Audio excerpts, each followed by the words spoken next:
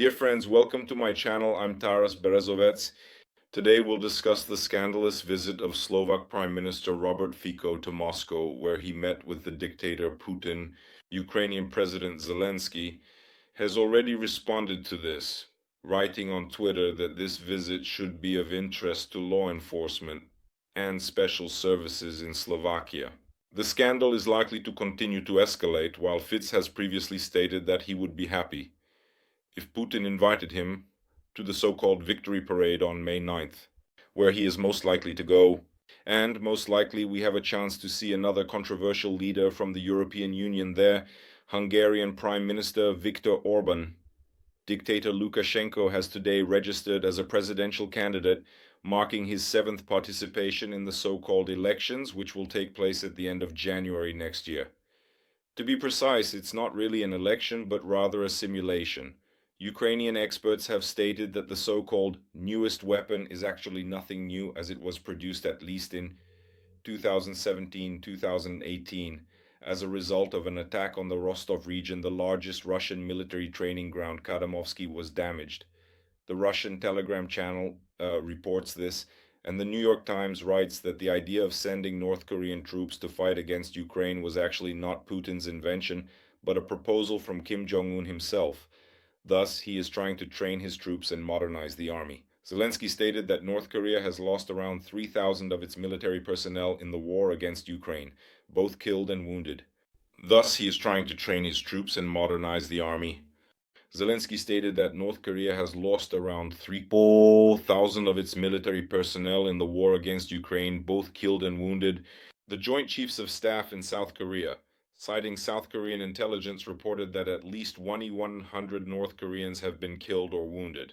Russia lied about the extent of pollution in the Black Sea as a result of the sinking of 2 tankers that, as it turned out, were not designed to transport cargo by sea.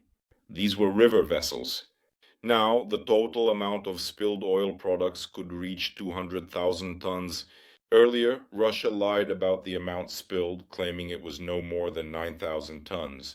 Speaking in Arizona last night, the current and future President of the United States, Donald Trump, stated that he is ready to talk with Vladimir Putin about the urgent need to end the war in Ukraine.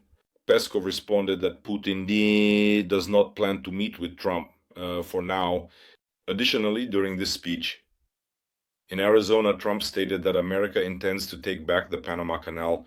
Naturally, the authorities of Panama have already opposed this, and he indeed stated that he wants to buy Greenland for the United States, as well as rename the highest mountain in the United States, which is located in Alaska. The outcome of the sabotage by the Chinese vessel Aiping 3, which was involved in the rupture of 2 fiber optic cables in the Baltic Sea. The Chinese authorities have refused to cooperate with Swedish law enforcement. Friends, will talk about all of this and more next. So, the controversial Prime Minister of Slovakia, Robert Fico, arrived in Moscow and met with dictator Vladimir Putin. The key topic of their negotiations, the preservation of Russian gas supplies to Slovakia and overall to Europe. My meeting today on his Facebook page, the reaction to the words of Ukrainian President Zelensky. Thursday answered my personal question that he is against any transit gas through Ukraine territory. The sanctions against the Russian nuclear industry have also greatly concerned Fico. He also stated that this position causes financial damage to Slovakia and puts the production of electricity at Slovak nuclear power plants at risk, which is unacceptable.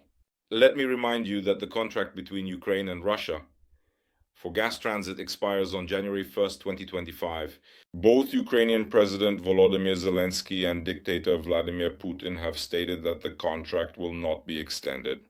Ukraine and Poland are currently busy creating an Eastern European gas hub which is supposed to meet Europe's needs after the gas transit from Russia stops.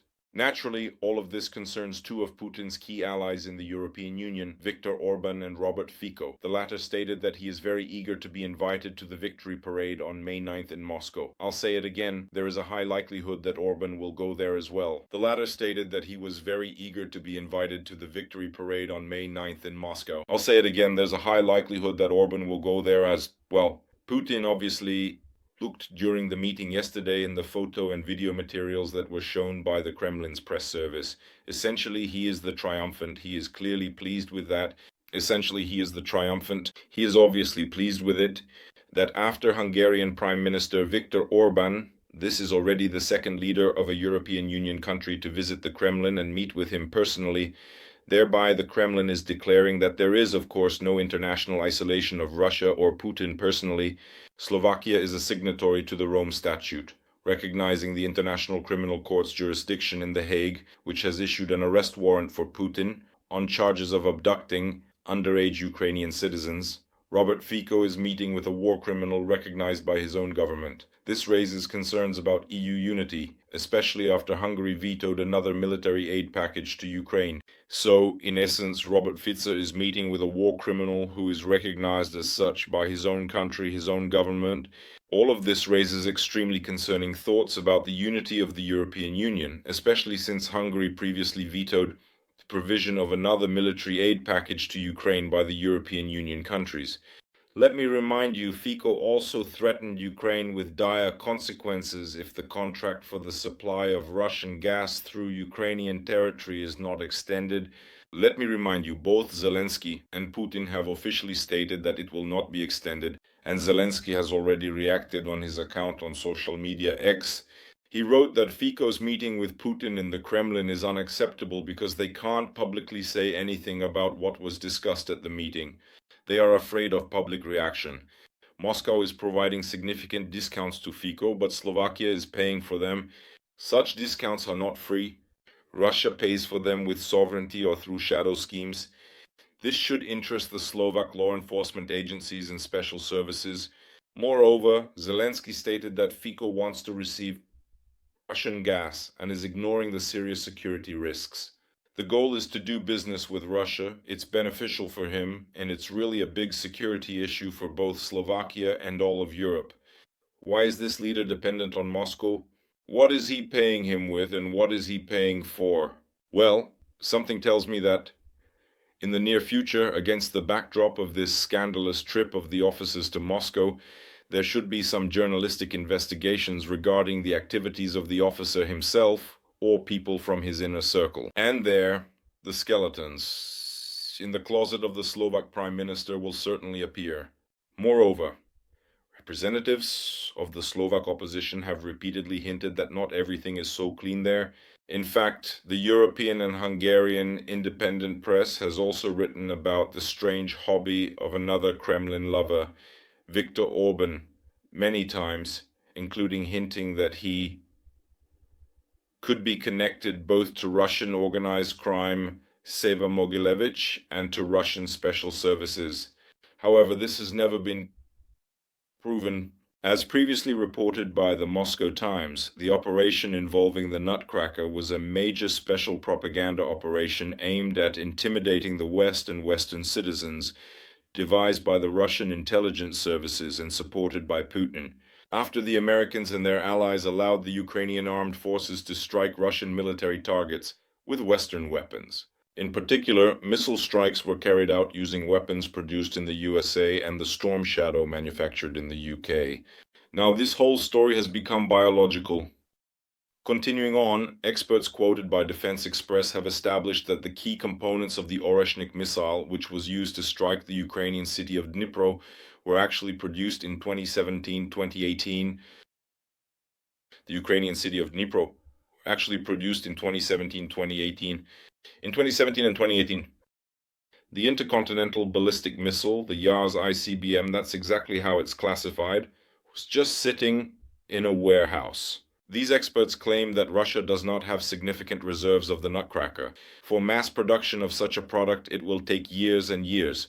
One of the components of the Nutcracker had a date and serial number indicating it was produced on April 12, 2017. It will take years and years to reach mass production of such a product. On one of the components of the Nutcracker, a date and serial number indicating it was produced on April 12, 2017 were found. Experts believe that the development of the Rishenka began about 10 years ago, at least in the 2010s. Defense Express noted that the found part has the index EFIT 302811002.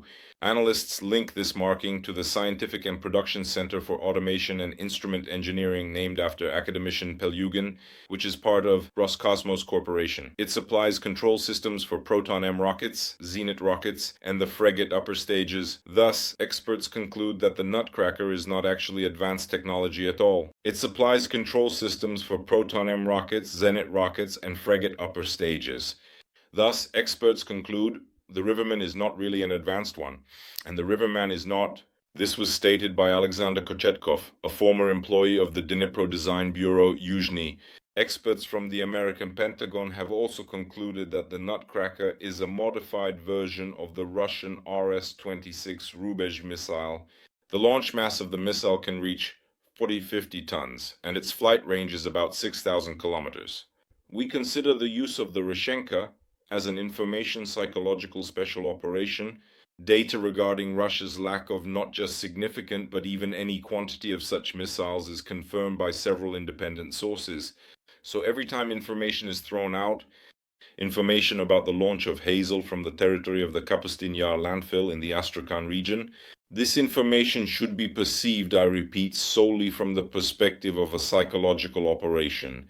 Meanwhile, while Russia was trying to carry out its grand ipso, the armed forces of Ukraine dealt a significant and painful blow to the largest military training ground, Kadamovsky, located in the Rostov region of the Russian Federation. This was reported by the Russian telegram channel Astra, citing its sources on Monday, December 23rd. The Rostov region was hit by a combined strike the day before. It has been reported that as a result of hits on the ammunition depots, a fire broke out, followed by detonations. In addition, the system was significantly overloaded by the number of UAVs that were launched. In the end, all targets, at least 4 UAVs, hit the designated targets, thus destroying Russian military facilities and warehouses in the village of Persyanovsky, Novocherkassk. As we can see, hardly a day goes by when Ukrainian drones, as well as Western-made Ukrainian missiles, don't almost always destroy significant targets on the territory of the Russian Federation. Today, in fact, the strategic drone in Milerovo, located in the same Rostov region, was also indeed subjected to a drone attack. Naturally, the Ministry of Defense reports that 9 drones were shot down. However, I will repeat, the operation that took place in the frontline aviation area of Milerovo also achieved its objectives. In particular, it has been reported that the buildings of the Technical Operation Department and the Fuel and Lubricants Warehouse were damaged. The story about sending North Korean troops to Ukraine is gaining more and more details. The American publication New York Times conducted a major investigation and, citing sources in American intelligence, reported that the initiative to sign a strategic partnership agreement between Russia and North Korea did not arise immediately, and the idea of sending North Korean mercenaries to the Kursk region, numbering up to 12,000 personnel, personally belongs to North Korean dictator Kim Jong-un. At the same time, sources from the New York Times estimate the losses of North Korean soldiers at 200 dead. President Zelensky today mentioned a figure of 3,000 killed and wounded. He mentioned this figure after the report from the Commander-in-Chief of the Armed Forces of Ukraine, General Oleksandr Syrsky. The report was about the situation in the Kursk region. The president also stated that the risk of destabilization around the Korean peninsula in the mid-regions and waters is increasing in proportion to the growth of cooperation between Moscow and Pyongyang. On December 23rd, the Yonhap news agency, citing South Korean intelligence services, reported that North Korea is likely planning to transfer additional troops and weapons to Russia. and also kamikaze drones for conducting the war of Russia against Ukraine. The question is, where did North Korea suddenly get drones out of nowhere, which has never produced them? Drones have appeared. An absolutely logical answer comes to mind just the same. These drones could have been obtained with a high degree of probability from the People's Liberation Army of China, since China is the largest manufacturer of drones. And drones. Chinese production is used by both the Ukrainian armed forces and the Russian Federation Army. Moreover, we are talking about hundreds of thousands of units, which are used on both sides. Cooperation, which in China, let's say, was publicly commented on, saying that this is an internal matter of North Korea and Russia, and a number of Western media outlets wrote that in fact China is not interested in expanding this cooperation, that for China this is a serious problem. Now, all this information will at least undergo serious re-evaluation and criticism. Let me remind you, there have been voices suggesting that North Korea has actually unleashed a war against Ukraine and is participating on the side of Russia, not on its own but solely at the instigation and direction of China. These voices have been heard before. Now, obviously, they will become even more pronounced and these voices will grow even louder. And earlier, now obviously these voices will become even more pronounced and they will grow even louder. I repeat this against the backdrop of North Korea planning to transfer kamikaze drones that came from nowhere. Meanwhile, today the accused Joint Chiefs of Staff of the South Korean Armed Forces, citing South Korean intelligence, reported that North Korean troops involved in fighting against Ukrainian forces have suffered losses of approximately 100 people. This is stated in the report from the accused committee.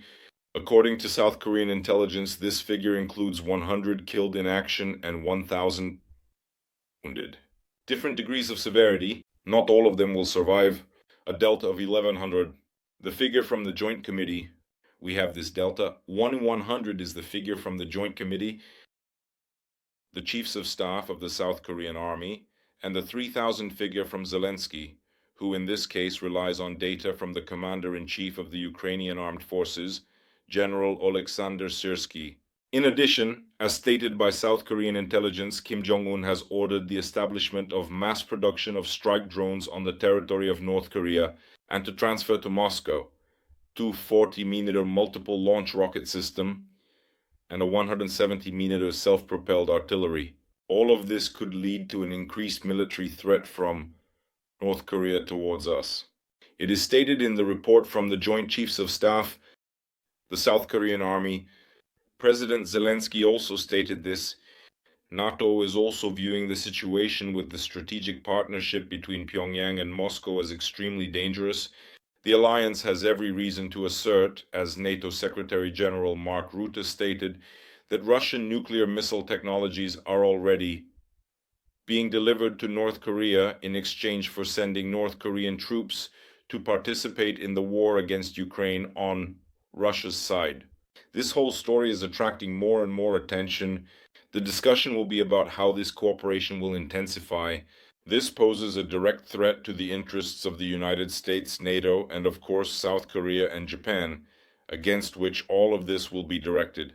And of course, questions arise regarding China's role, which remains invisibly behind the scenes, and which formally has no relation to the sending of North Korean troops to Russia.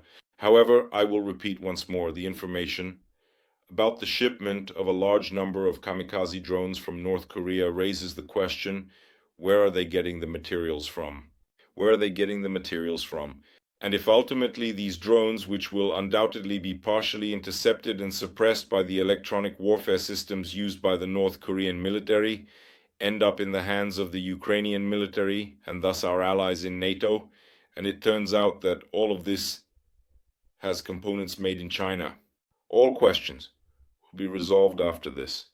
Let's see, as they say, we'll see. Meanwhile, Russia was lying, this time regarding the volumes of petroleum products that ended up in the Kerch Strait in the Black Sea. The sinking of tankers in Russia could reach 200,000 tons. Earlier, Russia claimed that about 9,000 tons had spilled into the sea. At the same time, the figure of 200,000 tons was already mentioned today by the Minister of Natural Resources and Ecology of the Russian Federation, Alexander Kozlov. Another detail has emerged regarding the two ships Volgonev 239 and Volgonev 212, two tankers that were damaged in Kerch Strait. Both were built in 1980s, and they are designed as river tankers, with the possibility of limited access to coastal marine areas in calm weather conditions. A storm doesn't stay in such weather conditions. In addition, according to the detained captain of the vessel, Alexander Valagov, the Rosneft Corporation violated the order and prioritized the unloading of its ships, and at the very least it states that at least one of these vessels was overloaded. So, in other words, there's an attempt to make this captain the scapegoat. We realize that all of this wouldn't work, and it's obvious that all the countries in the Black Sea region should file a joint collective lawsuit. International courts are holding Russia and Rosneft accountable for environmental damage, as they are state entities. This is the largest ecological disaster of the 21st century, with at least 200,000 tons of fuel oil spilled. The fact that this is already the largest ecological disaster of the 21st century is no longer up for debate. 200,000 tons of fuel oil at the very least, and it might even be more. And it amounts to the largest ecological disaster ever in the Black Sea, and possibly even in all of Europe. So there is an urgent need for an investigation involving several states, utilizing all possible mechanisms. It's clear Russia will try to throw a wrench in the works, that's all. But it was primarily the coast of the Krasnodar region that suffered, and not the Crimean Peninsula. Most of the oil products ended up there, but the environment has suffered terrible damage. At least 10 dolphins have already washed up on the shores of Crimea and the Krasnodar region. The death of mass fish, and this is just the beginning, so these consequences are yet to be calculated.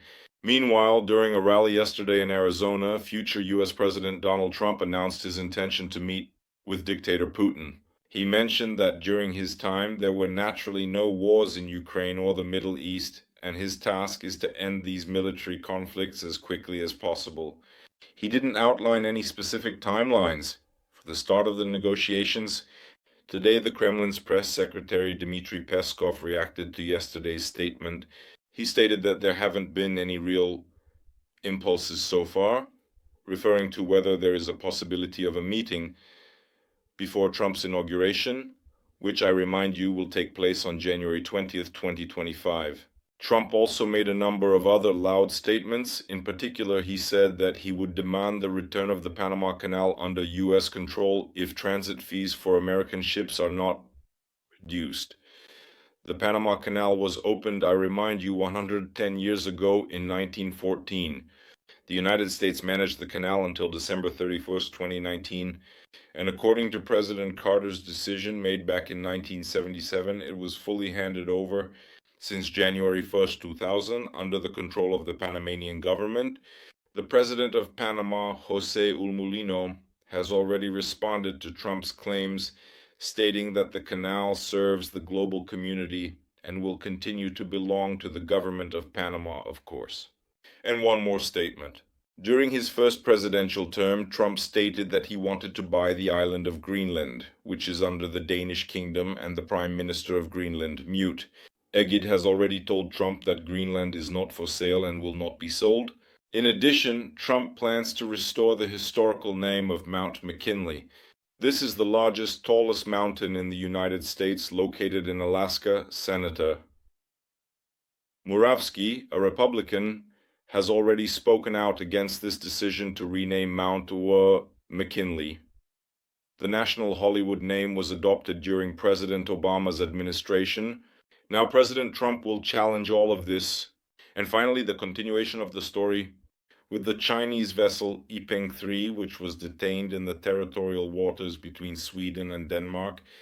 Swedish Foreign Minister Maria Malmer Stenergaard stated that China rejected the requests of Swiss prosecutors to investigate the Chinese vessel and to interrogate the Chinese crew.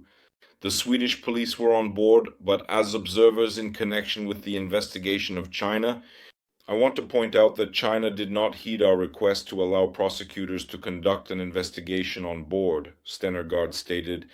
Well, actually, I'm in doubt that China is involved. The vessel Yiping was detained due to an incident where it severed two fiber optic cables. On November 17th, one cable connects Finland and Germany, while the other links Sweden with Lithuania. They anchored the vessel Yiping 3 in international waters between Sweden and Denmark.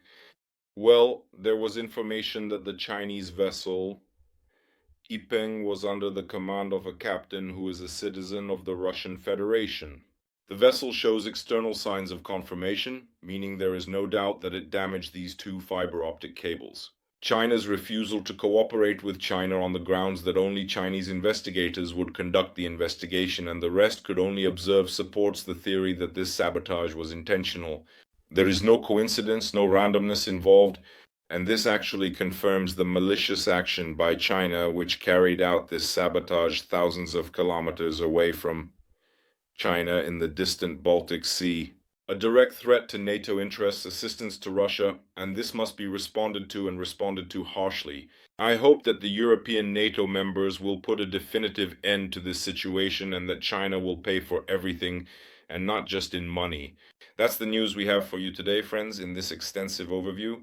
Take care of yourselves, subscribe to the channel, like, share, comment on the broadcast, and don't forget to recommend the video to your friends and acquaintances. Glory to Ukraine, glory to the armed forces of Ukraine, glory to the Ukrainian Special Forces, glory to the Ukrainian Territorial Defense Forces.